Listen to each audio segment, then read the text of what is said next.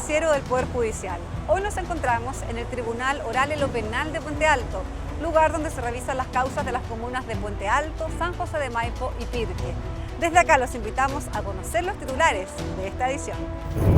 580.000 jóvenes entre 15 y 29 años no estudian ni trabajan en Chile.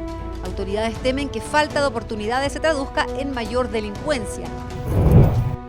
Tras 14 años, Chile vuelve a ser anfitrión del Encuentro Continental de Defensorías Penales.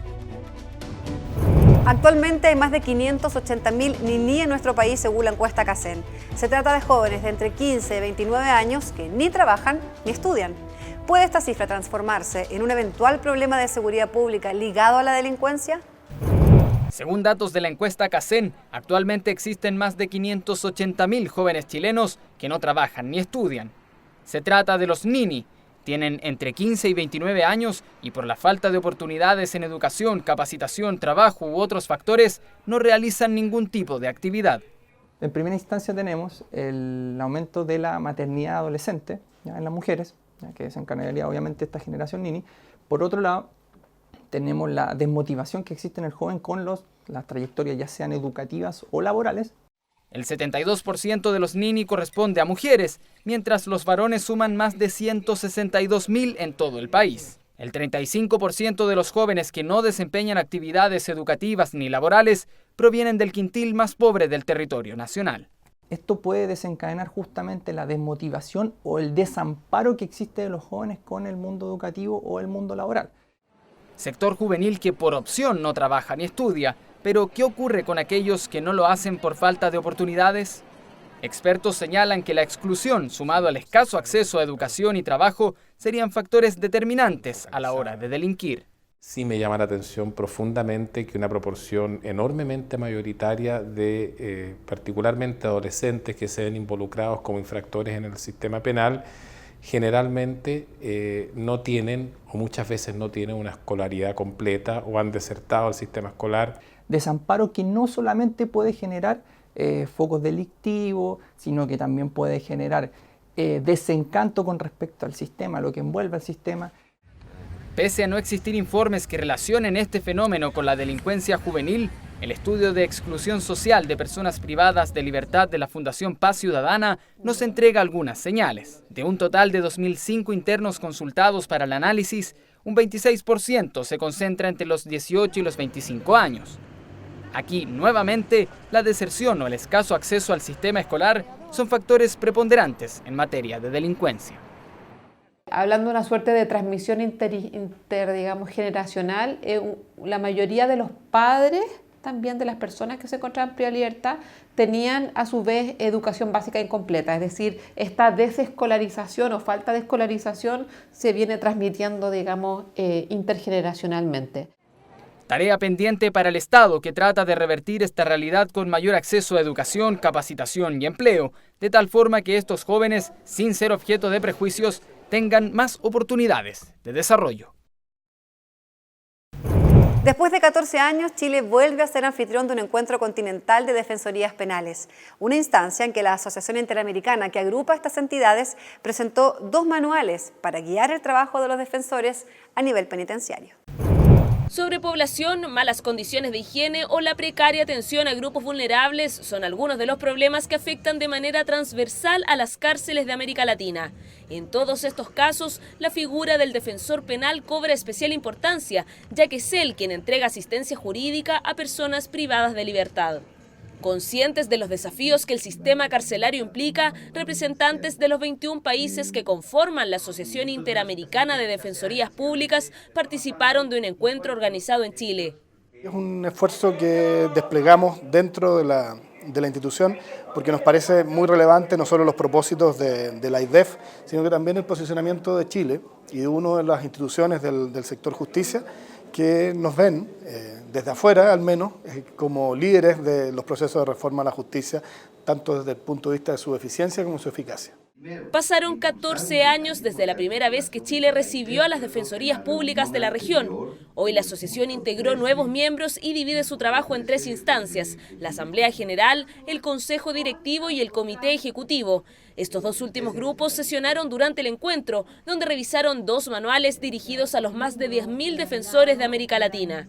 Todas nuestras defensorías han presentado sus propuestas que han sido debidamente validadas en 2 manuales, el relacionado a las reglas de Bangkok y el relacionado al plan con las defensas públicas penales específicamente. A pesar de que la ejecución de la pena privativa de libertad tiene mucho que ver con el derecho positivo de cada país, pero tiene un lenguaje universal, no es nuevo. Ya desde el siglo XIX los grandes congresos internacionales demostraron que los problemas son los mismos en cualquier parte del mundo del que estemos hablando.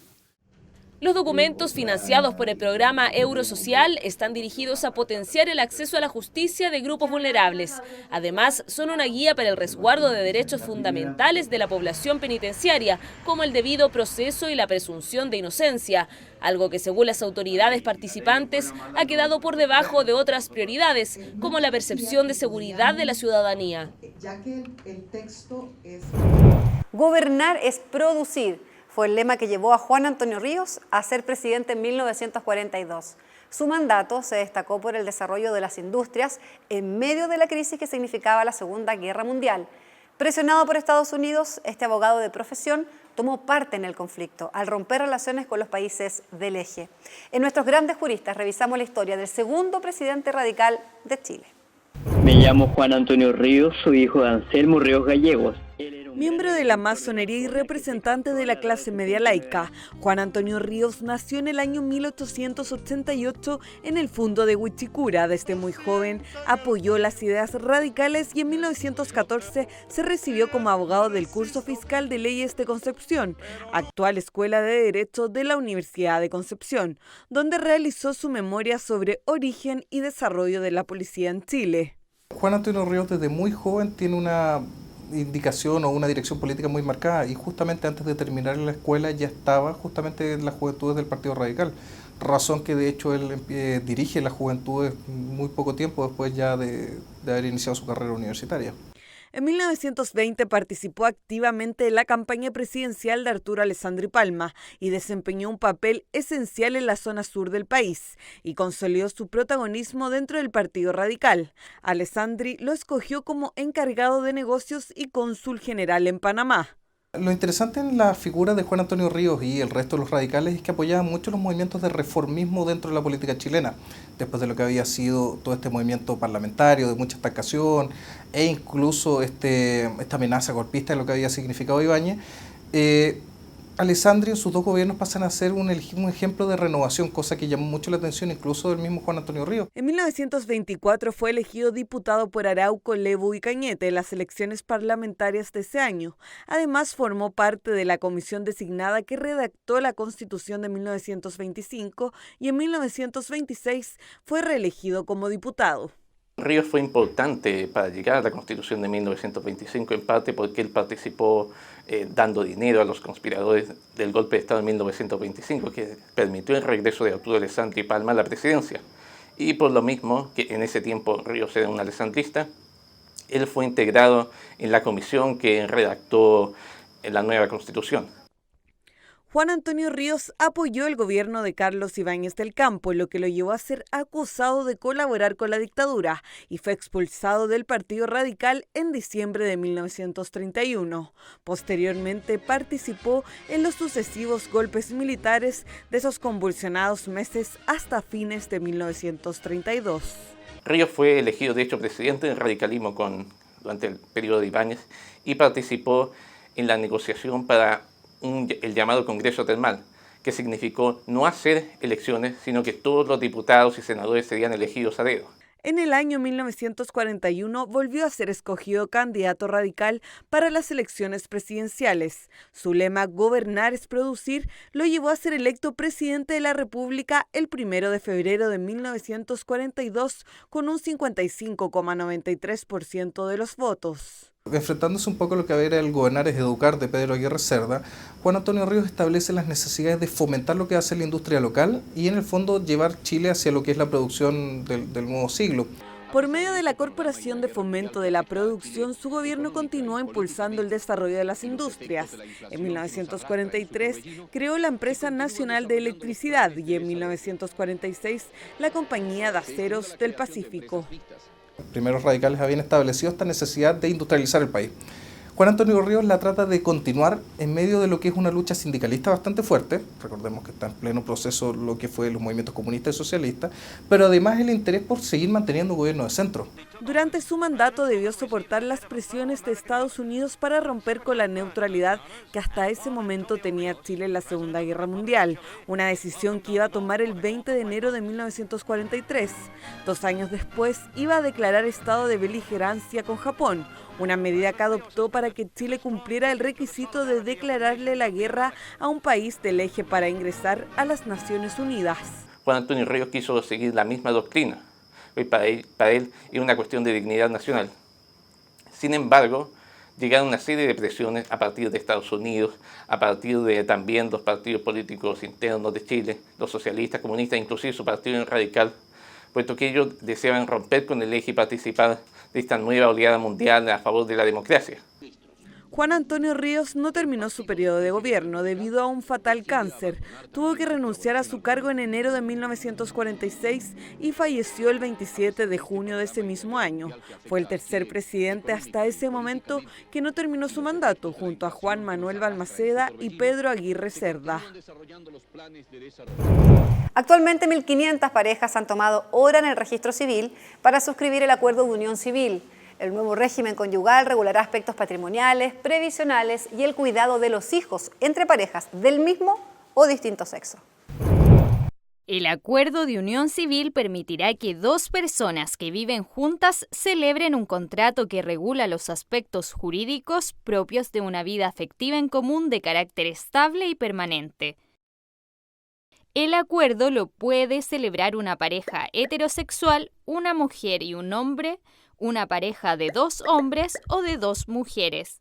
Según el acuerdo, los convivientes serán considerados familias y gozarán de los mismos derechos que actualmente tienen los cónyuges de un matrimonio. Respecto de la tuición de los hijos, un juez podrá entregar la tuición de un menor al cónyuge o conviviente civil, siempre que estos hayan contribuido en la crianza y educación. Sobre el patrimonio, los convivientes podrán elegir entre separación de bienes o comunidad. En caso de término de contrato, contempla compensación económica si un miembro de la pareja no tuvo actividad lucrativa. Otorga derechos en caso de fallecimiento, así el sobreviviente puede optar a permisos laborales, recibirá pensión y podrá heredar. El acuerdo debe firmarse ante un oficial del registro civil y los contrayentes adquirirán el nuevo estado de conviviente civil. La unión civil termina en caso de muerte de uno de los convivientes, por el matrimonio de la pareja, por mutuo acuerdo o por voluntad unilateral de un miembro de la pareja. Lanzamiento de un libro sobre el enfoque de género, la visita del exministro Alejandro Solís a la Corte de Apelaciones de Valparaíso y una nueva sala especial de Puerto Montt son las informaciones de este bloque noticioso. La Comisión de Derechos Humanos y Género de la Asociación de Magistradas lanzó el libro Recomendaciones para el abordaje de una política de género en el Poder Judicial chileno. El texto corresponde a 2 capítulos de la tesis doctoral de la jueza María Olga Troncoso. Es una propuesta, son lineamientos, son sugerencias para desarrollar el trabajo de incorporar la perspectiva de género en el Poder Judicial de una manera más activa, con la participación de jueces y juezas. El texto es un marco conceptual sobre enfoque de género y una propuesta de institucionalidad de esta temática. El ministro en visita extraordinaria de la Corte de Apelaciones de Valparaíso, Jaime Arancibia, recibió al ex magistrado Alejandro Solís, quien dirige la Unidad de Derechos Humanos del Ministerio de Defensa. Alejandro Solís visitará a los ministros que tengan causas de derechos humanos para explicarles que la unidad que preside les prestará apoyo. Se trata de, optimizar el intercambio de información pedido por los ministros a la Fuerza Armada y la contestación oportuna y adecuada de esta. Su labor va a implicar un puente de contacto entre las inquietudes investigativas del Poder Judicial en causas de derechos humanos y las posibles respuestas que puedan proporcionar las instituciones que conocen o tienen datos respecto de esta materia. El Tribunal de Juicio Oral en lo Penal de Puerto Montt inauguró una nueva sala especial para la toma de declaración en juicios penales a niños, niñas y adolescentes, víctimas o testigos de delitos. La sala ya fue utilizada por 4 testigos de juicios penales. Pudimos percatarnos directamente sobre la libertad y protección con que declararon. En el caso de ellos, aportaron su contenido en forma espontánea y libremente, lo que pudimos percatarnos tanto los jueces como los mismos intervinientes. Estas dependencias van a permitir que los niños y niñas puedan prestar su declaración en forma privada, evitando así la revictimización. Con una jurisdicción de 700.000 habitantes, el Tribunal Oral en lo Penal de Puente Alto revisa entre 110 y 120 causas al año. Desde este lugar nos despedimos como siempre, dejando a los invitados para que revisen las diversas plataformas digitales del Poder Judicial. Nos vemos en otra edición.